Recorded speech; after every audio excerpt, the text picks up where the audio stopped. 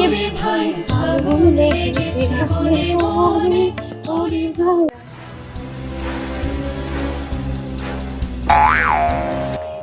কি সমস্যাটা কি তোমার? এই উদ্যম নৃত্য পরিবেশনা কি কি ব্যাপার আমি তো বুঝতে পারছি না। আরে আমাদের ক্লাব আছে না, সেই ক্লাবে 25শে বৈশাখ আমাদের সবাইকে নাচতে বলেছে, তাই মেয়েকে বললাম একটু নাচটা প্র্যাকটিস করিয়ে দে। উফ, ও ওই অনুষ্ঠানটায়, হ্যাঁ ওটাতে আমি যাব, লাস্ট আধ ঘন্টায় যাব। তোমাদের ক্লাবের পেছনের ঘরটাতে, ওইখানে খুব সুন্দর শরবত খাওয়ানো হয়। পিছনের ঘরে শরবত দেয় ক্লাবের? কই আমি তো জানি না। তা আমি জানি না, সে তোমাদের কি দেয় আমাদের জানি না।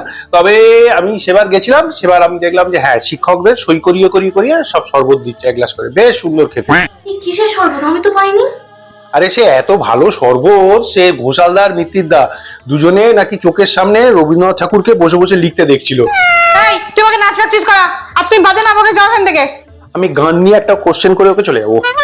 আবার শুরু করেছে, যাই না। এই মহাকাশচারীরা যখন আকাশে যায়, এই ইসরো তারপরে তোর নাসা থেকে যখন মহাকাশচারীরা আকাশে যায়, তা তখন একটা গান গায়, বাংলা গান। কি গান বলতো? আকাশ ভরা সূর্য তারা, বিশ্ব ভরা প্রাণ।